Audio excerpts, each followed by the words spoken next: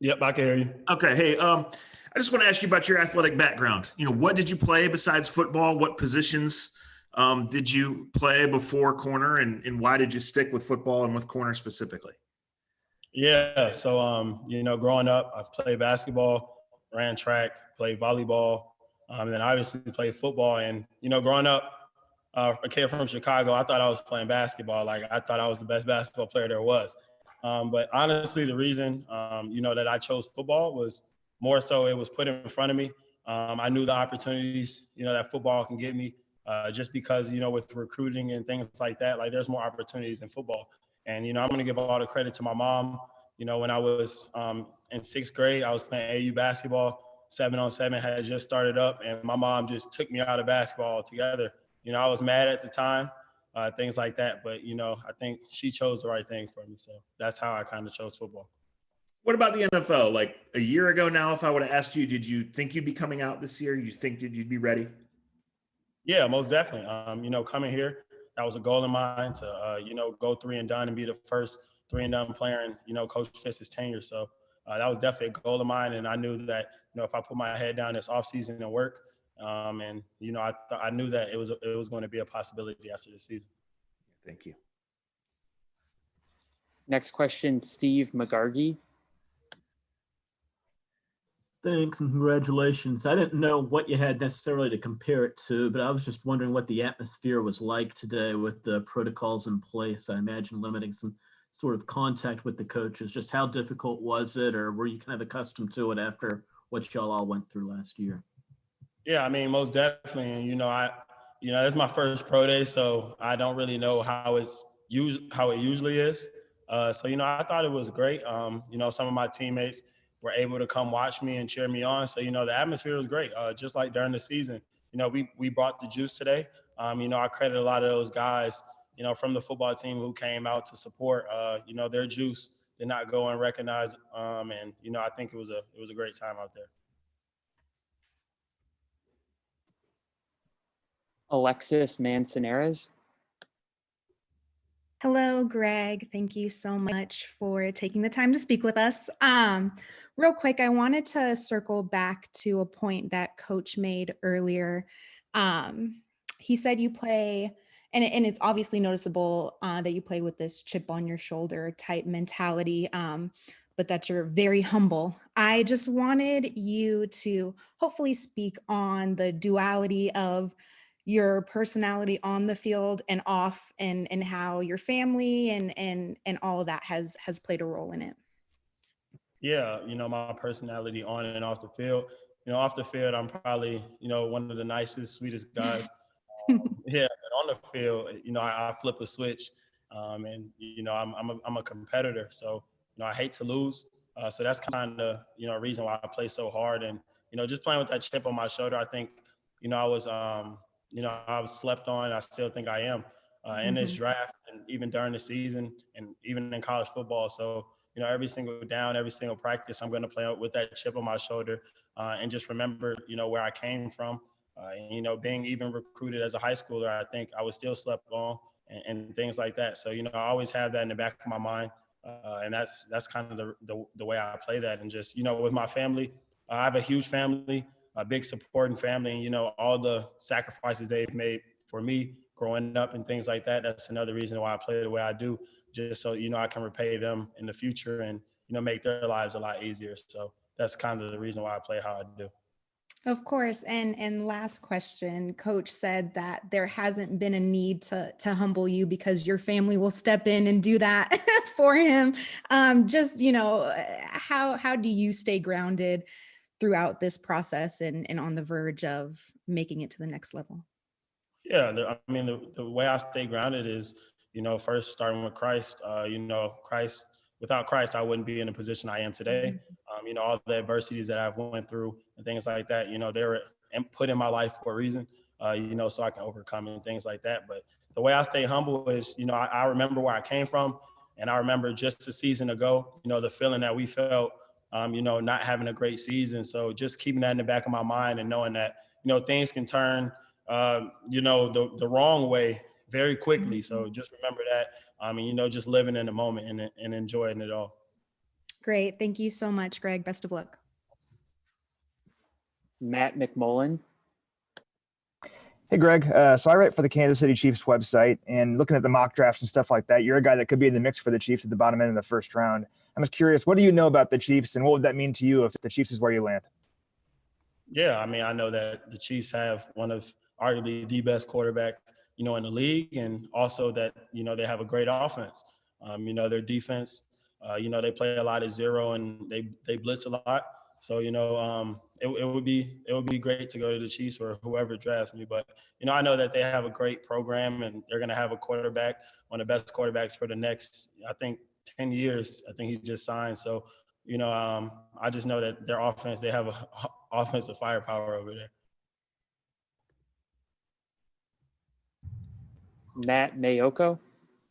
Hey, Greg, this is I'm out in San Francisco and was wondering, like, how much through the years have you watched Richard Sherman and his game? And has there been anything, he's been one of the best in the league for 10 years and has kind of, used his smarts and everything else to kind of remake himself. What have you been able to, maybe take from his game or things about his game that you might admire? Yeah, I think it's just his savviness, like you alluded to. He uses his smarts out there on the field, and that's something that I kind of do.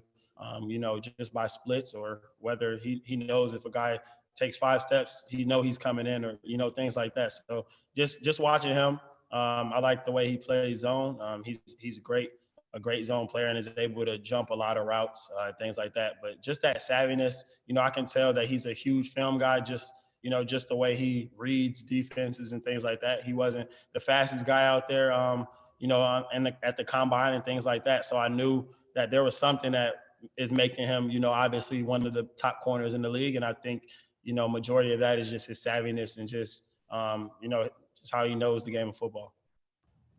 Thank you. Next question, Nate Ulrich. Hey, Greg. I want to ask you about the pre-draft process so far with teams able to do those virtual meetings or FaceTime calls. Have you had a lot of them? I cover the Browns, so I'm obviously interested. The Browns are one of those teams you've been talking to, but, do you want to mention some of the teams that you've had conversations with and kind of how that's been going for you?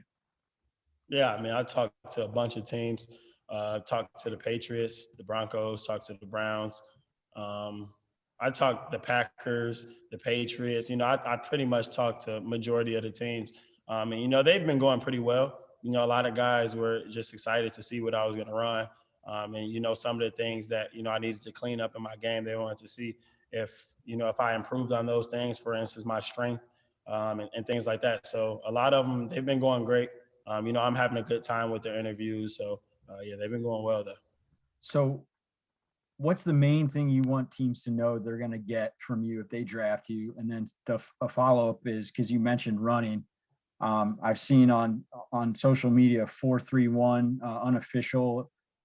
Is that the time you've been told? And then how do you feel about it? Yeah, I mean, when the team drafts me, first of all, they're going to get the best corner in the country. I don't take that lightly. I know that I am the best. And, the reason why I know that is I can do it all. I could play man, I could play zone. I can do it all literally. And, even in our scheme, we're more of a, let guys catch the ball in front of us and rally and tackle and not give up the deep ball. But you can see the way I played this season, I was not okay with letting guys catch the football. And, I just think that an NFL team, when they see my versatility, that I can do and see that I can do it all, I don't see why I won't be the first corner off the board. Next question for Mark Lane. Hey, Greg, where have you been training as far as like a gym, and who is your agent? Yeah, I was training down in Arizona at Exos, and my agent is Patrick Collins in CAA. Thank you. Of course, thank you. Next question for Teresa Walker. Greg, you run that great time in the 40. How different did it feel? I mean, if you'd done it at the combine, Those are usually shown every year on NFL Network, and they break you down. Sometimes they'll put somebody else as a comparison running alongside you. Did it have that kind of special feel that you would usually get, or does it just matter that you put a good time out there for NFL teams to look at? Would have been nice to have been at that combine today. Yeah, I thought it was great.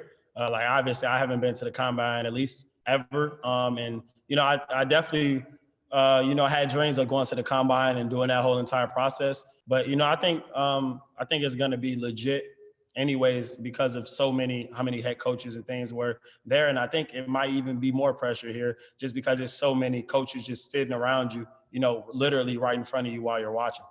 So I definitely wish I could have ran at the combine, just because that was a dream of mine. But I think I did a great job here, and I wouldn't have traded this for anything. So the atmosphere was great. Like I said, my teammates were able to actually see me run, so that was another positive. And my teammates wouldn't have been able to come to Indianapolis. So I thought it was a great day. And even though I didn't run in Indy, I thought it was that Indy feel, anyways. Thank you. We have time for 2 more questions. Next question for Doug Farr. Hey, Greg, thanks for doing this. Something that shows up on the Pro Football Focus stats and certainly on the tape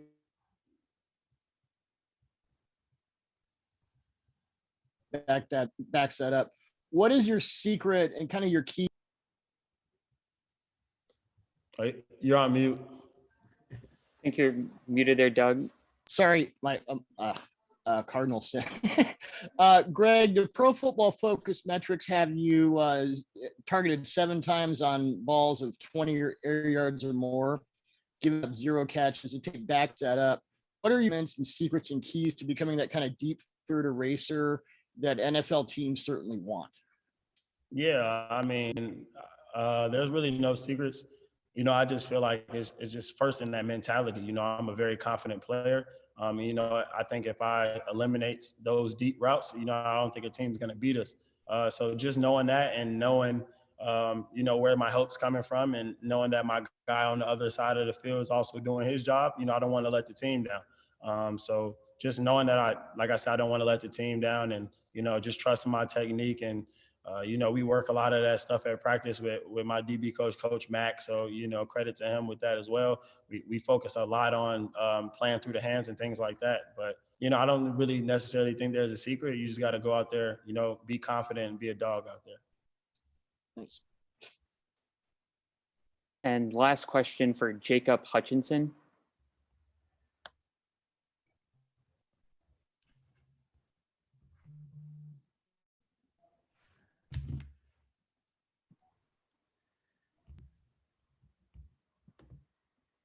All right, we may not have Jacob. We'll go to Zach Jackson.